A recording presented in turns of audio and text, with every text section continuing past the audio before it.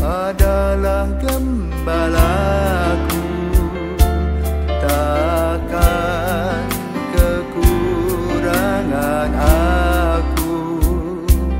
Ia membaringkan aku di padang berumput hijau. Saudara-saudara yang terkasih di dalam Kristus, selamat pagi. Salam jumpa lagi dalam Sabda Siap Saji, Kamis 6 Juni 2024, hari biasa pekan ke-9. Marilah kita berdoa dalam nama Bapa, Putra, dan Roh Kudus. Amin. Allah Bapa Maha Rahim, Engkau tetap setia meskipun kami sering melupakan-Mu. Bantulah kami meneladan kesetiaan putra-Mu untuk tekun mengasihi orang-orang di sekitar kami. Dengan pengantaraan Yesus Kristus Putra-Mu, Tuhan kami, yang bersama dengan Dikau dalam persatuan Roh Kudus, hidup dan berkuasa Allah sepanjang segala masa. Amin. Tuhan bersamamu dan bersama rohmu. Inilah Injil Yesus Kristus menurut Markus. Dimuliakanlah Tuhan. Pada suatu hari datanglah seorang ahli Taurat kepada Yesus dan bertanya, perintah manakah yang paling utama? Yesus menjawab, perintah yang paling utama ialah, dengarlah hai orang Israel, Tuhan Allah kita itu Tuhan yang esa. Kasihanilah Tuhan Allahmu dengan segenap hati, dengan segenap jiwa, dengan segenap akal budi dan segenap kekuatanmu. Dan perintah yang kedua ialah, kasihanilah sesamamu seperti dirimu sendiri. Tidak ada perintah lain yang lebih utama daripada kedua perintah ini. Berkatalah ahli Taurat itu kepada Yesus, Guru, tepat sekali apa yang kau katakan bahwa Dia itu esa dan tak ada Allah lain kecuali Dia.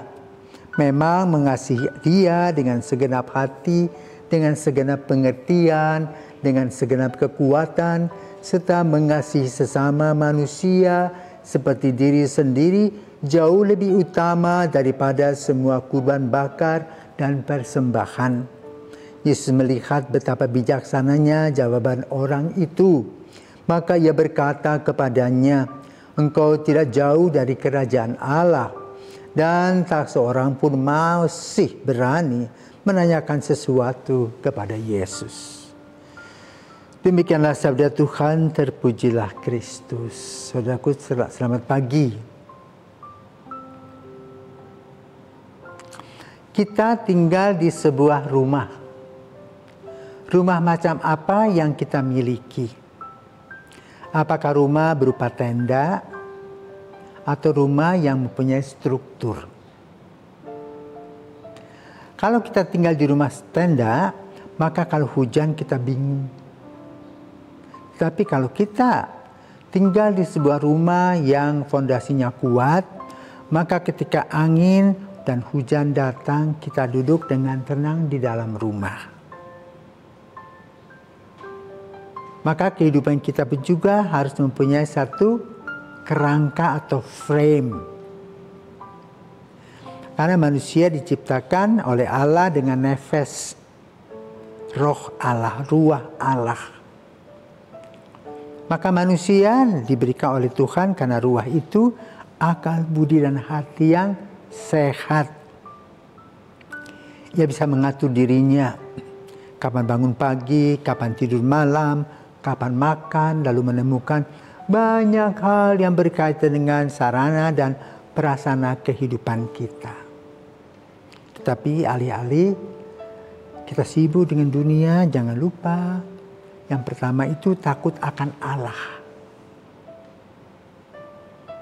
Karena apa? Sumber nafas kehidupan adalah Allah, yang kadang-kadang atau sering kita lupakan. Kata Injil pada hari ini, saudaraku terkasih, mengajak kepada kita apa?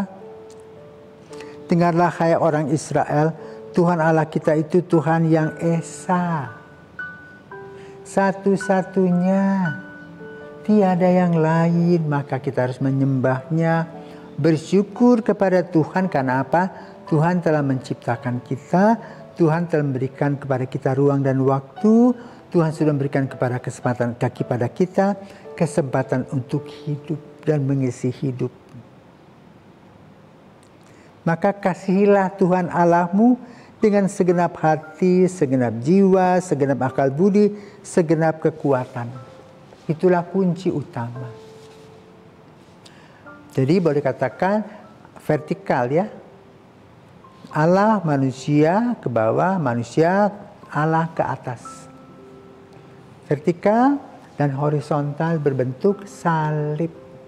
Maka yang kedua adalah cinta kasih antar sesama. Jadilah cinta dalam bentuk salib yang isinya adalah saling melayani, saling berkurban, dan saling setia. Itulah dasar kehidupan atau framework hidup kita. Takut akan Allah, menghormati, mencintai, memuji, dan memohon kepada Allah, dan mencintai sesama sebagai orang-orang yang berjalan dalam satu perjalanan menuju rumah Bapa. Karena itu orang itu yang mengatakan dan tahu tentang frame kehidupan dipuji oleh Yesus. Tapi kadang-kadang kita lupa, maka diingatkan lagi oleh Injil kita pada hari ini.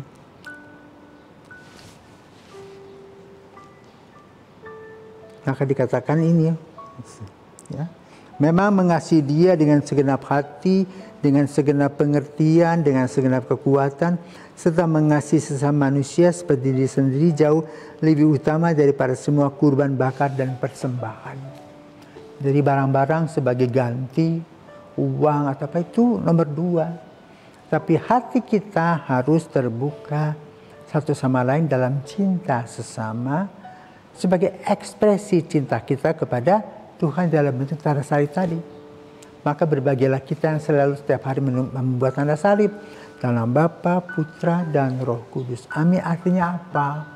Kita menyadarkan atau kita disadarkan bahwa cinta pertama adalah atas nama Bapa dan Putra. Jadi dari atas ke bawah vertikal, cinta kepada sesama horizontal. Itu tanda salib. Maka jangan lupa ya bro, supaya kita dalam membuat tanda salib ingat cinta Allah yang luar biasa kepada kita, dan artinya bahwa kita diberikan kesempatan yang indah untuk saling mengasihi dan mengisi dunia ini dengan cinta. Terima kasih Tuhan, selamat pagi.